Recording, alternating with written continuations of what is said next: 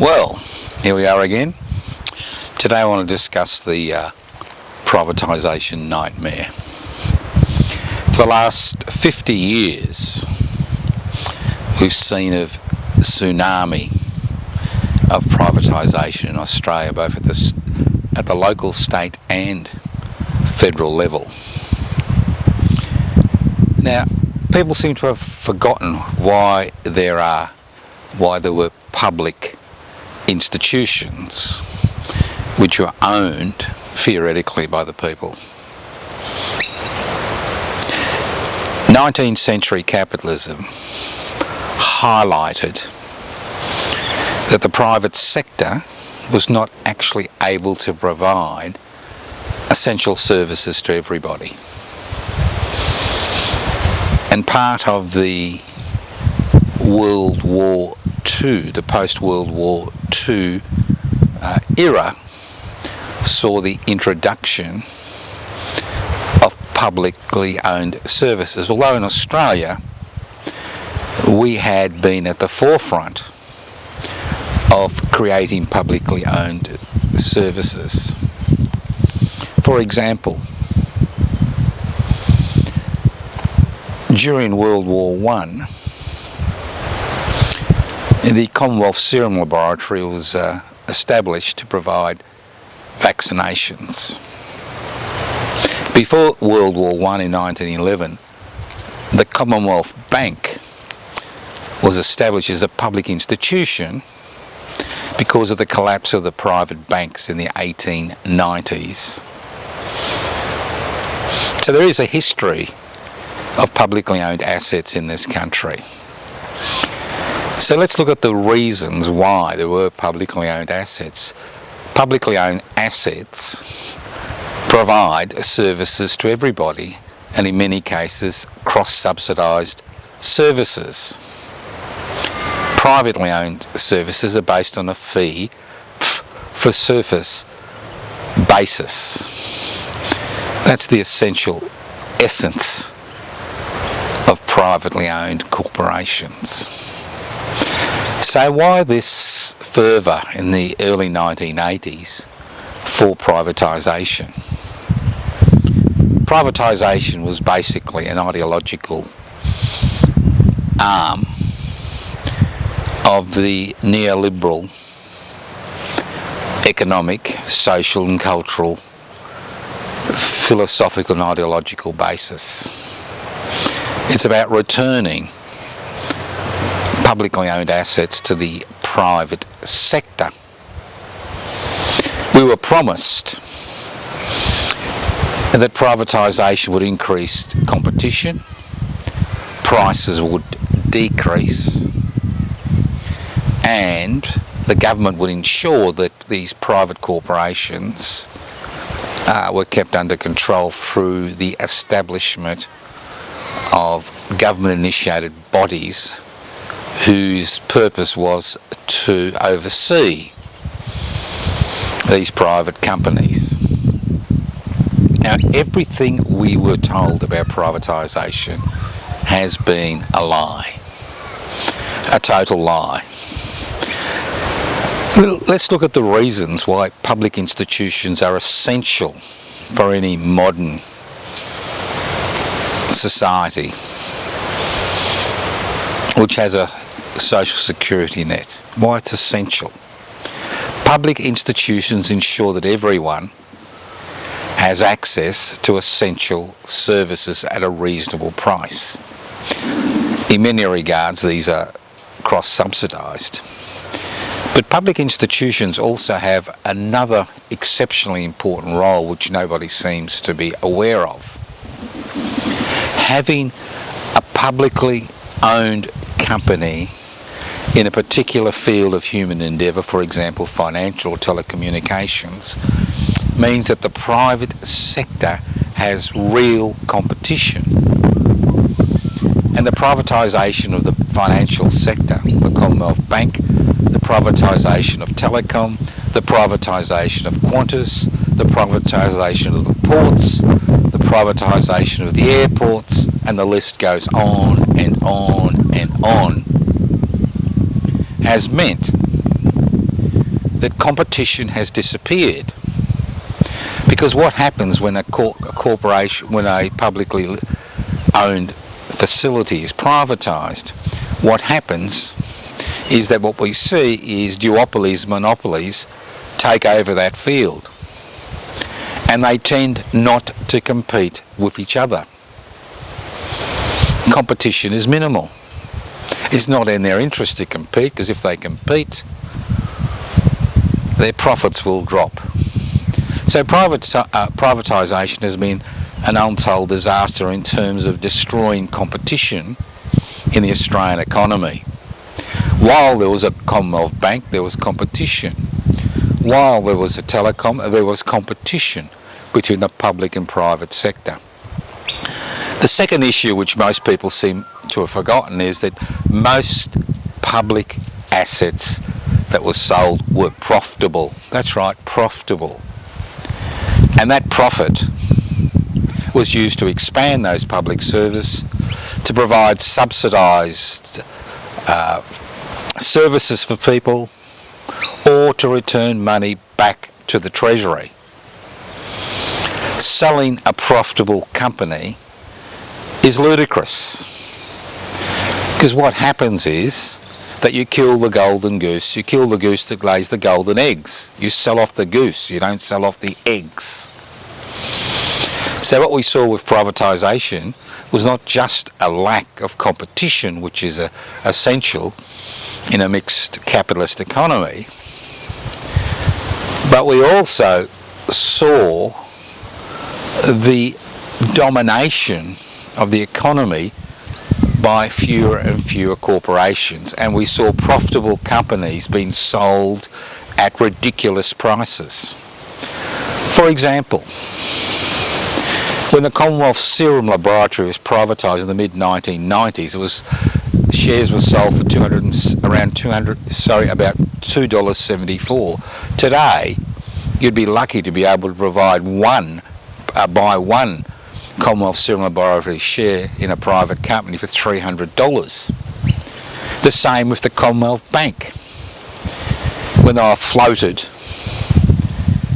what actually happened is that the $2.74 you paid for a Commonwealth Bank share is now worth almost $100. And obviously the private marketplace understands that when you don't have competition,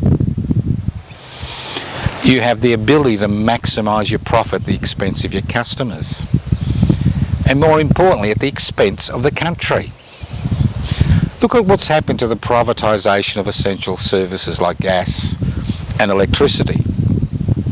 We have the ridiculous situation in this country where we're the second biggest exporter of gas in the world after Qatar, and there isn't enough gas supply to provide businesses on the east coast of Australia, because all the gas has been sold overseas by private corporations who've thumbed their noses at legislation. The privatisation of Medibank Private, which was a publicly owned asset till Abbott privatised it, increased costs dramatically for people with private health insurance. The other important thing about having a public asset is the public can put pressure on the government of the day or the opposition to expand those services to a wider range of people. You cannot put pressure on a private corporation. It's impossible to put pressure on large corporations. We see this constantly. In a parliamentary democracy where elections are held every 3 to 4 years, you can put pressure on the government of the day regarding public services, which are provided by publicly owned assets. The other thing that we've seen with the privatisation of publicly owned assets is the dramatic increase in prices, the decrease in services, the increased issues regarding companies that are too big to fail. Privately owned companies which provide essential services which are too big to fail, which hold the government of the day and the Australian people hostages because they control those essential services. The privatisation juggernaut has totally transformed this society. Obviously the investment class, the 8% who have enough disposable income to buy housing and shares, have profited from privatisation, from publicly owned assets being given away at bargain basement prices to the private sector.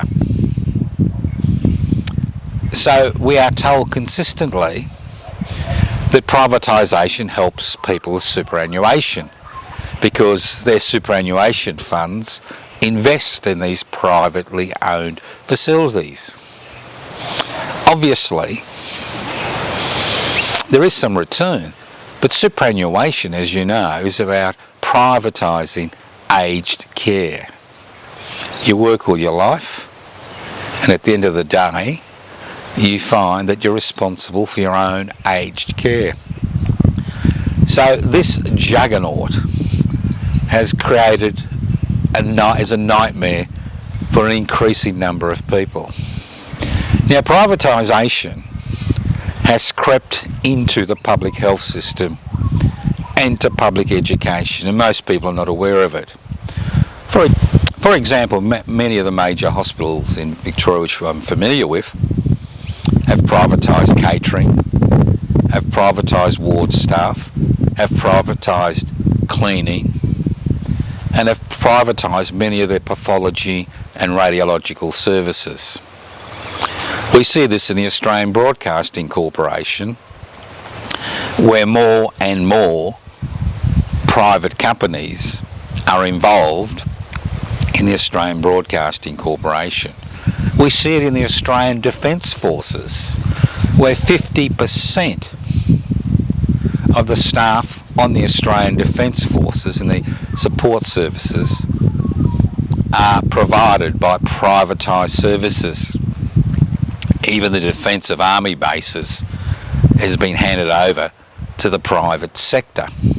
We see it in the police forces around the country, where more and more of their services have been privatised. We even see it in the ambulance services, where patient transport has been privatised. So, what's the point?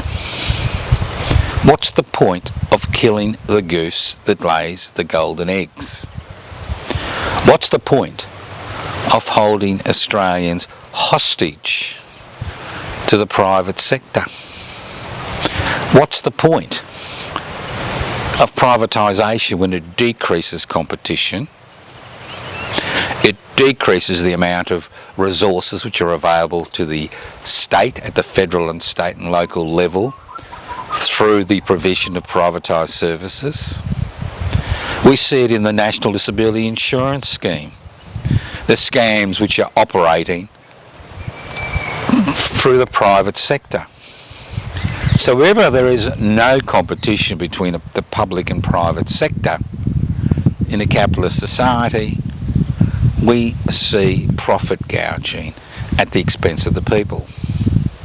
Cross-subsidisation is forgotten. The whole purpose of providing public infrastructure and essential public services was to ensure that everybody in the country, not just those who had the disposable income to be able to buy those services, has access to those services. And when you talk about privatisation, let's look at the mineral industry, resource extraction industry, and how they're totally dominated by the private sector, where the government of the day has, for a peppercorn rent, given away this country's natural resources to private companies who pay voluntary taxation. So privatisation is a scourge. And we've reached the situation where we should be looking at compulsory acquisition of privately owned companies which provide essential services. That's right, compulsory acquisition. Obviously with some compensation. But compulsory acquisition, because if we want to ensure that all Australians enjoy or have access, not enjoy, have access to essential services, it's important that we recreate public institutions which are publicly owned. This time, we won't make the mistake of not incorporating the ownership of these public institutions into the Australian Constitution. I can assure you, if there is a referendum which would be successful, it is a referendum which should ask the Australian people if they wanted to incorporate the ownership of public assets in the Australian Constitution. Because currently, as we see over and over and over again, public assets do not belong to the Australian people. Public assets belong to the government of the day at the state, local and federal level. And governments continue to privatise anything that's not nailed down, and even things that are nailed down. Sometimes to fix a fiscal black hole, but in many cases because of ideological positions which political parties carry to elections. Even Australia Post and the Australian Broadcasting Corporation, two of the last publicly owned assets, are under scrutiny. And the fact is that with minimal outlay, we can create a new public bank to be through the Australian Postal Service. And that's the issue. Do we want the private sector to continue to provide essential services, or do we want public institutions to be publicly owned to provide services and good services to everyone? And do we want these new public institutions, their ownership incorporated in the Australian Constitution, so only the people through a referendum, not the government of the day, can sell these public assets? If you're interested in those ideas, I encourage you to look at the Public Interest Before Corporate Interest website, pibci.net. You can always join online.